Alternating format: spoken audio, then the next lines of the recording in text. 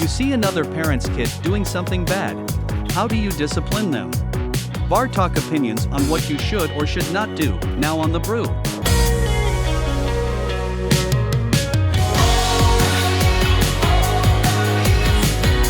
Joel, what do you do when other people's kids are just misbehaving or out of control? What do you do?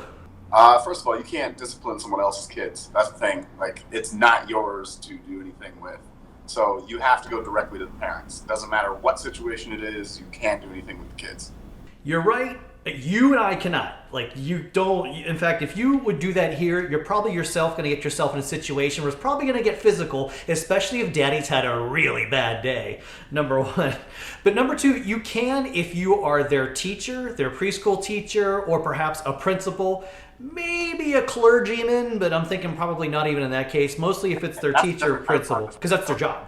I was on the PATH train earlier today, and there were a bunch of kids just screaming and carrying on, and it's like, you just got to sit there and deal with it. You can't, not in this day and age. You're just not allowed. In fact, it might even be illegal. I don't know. It's a tough situation because it's one of those things where you do want to step in, but you can't.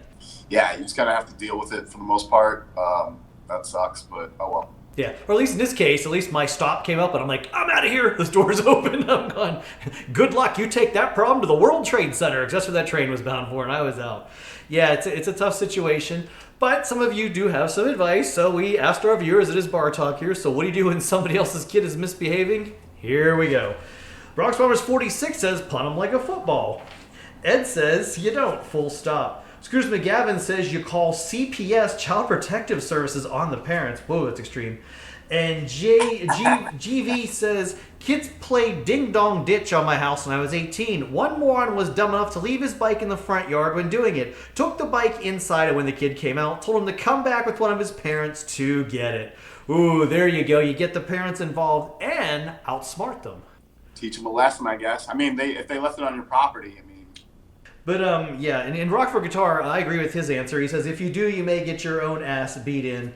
Definitely here in the New York area, people just don't have, especially now as people really don't give an F about each other now. I think that's even more prevalent to happen than you got police and lawyers and nobody wins. Right. Yeah. So for the most part, if it's, the worst part is like when you're on an airplane and there's a kid screaming and there's absolutely nothing you can do about it. Nothing. This is a deep show. However, we do have a comedic answer, which I love, and I held it to the end on purpose because I was laughing when I printed this out the other night. So what do? Rudy's got the $1 million answer. He says, call Steve Wilkos and show the kid where bad kids go. Yeah, call Steve Wilkos. I don't know. Right? Yeah. That's Steve Wilkos. I don't know why you call him Steve Wilkos, but all right. It's Steve Wilkos. You are clearly not as amused over this answer as I am. I'm still laughing at it. Yeah. All right. Shit. It would be better if you called Maury. Oh, well, Maury would. Yes, but Maury would determine if you are the father. I guess that's his shtick. No, you got to get him back somehow. You got to call Maury. I know even back before, like Maury and Steve. Well, no, Maury's on, but Steve Wilkos around there. Jenny Jones always did those bad kid shows. There was some bad kid in my high school that ended up on Jenny Jones being one of the worst kids in America, and then they would send him off to boot camp, which was also pretty good. Maybe that's what you do.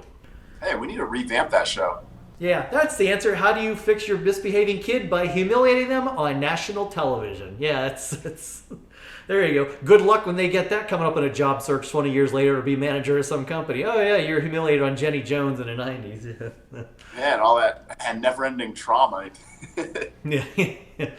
No. So, all right, well, interesting answers in this one. We thank you. And you want to find more, click on the like, subscribe button, follow fun here on the Big Jersey Joe 50 YouTube channel. No discipline required unless, of course, you get out of hand and YouTube bans you, but that's on you, not on me. Okay, don't know where I was going with that, but hey, if worst comes to worst, we'll just call Steve Wilkos and he'll slap us all around.